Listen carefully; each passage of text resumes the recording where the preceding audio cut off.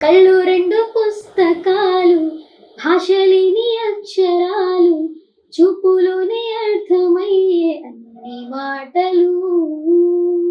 ముందు లేని ఆనవాళ్ళు, లేనిపోని కారణాలు.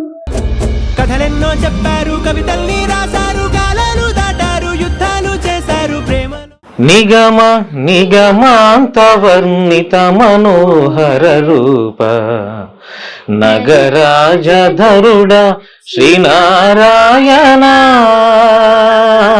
నారాయణ శ్రీమన్నారాయణ.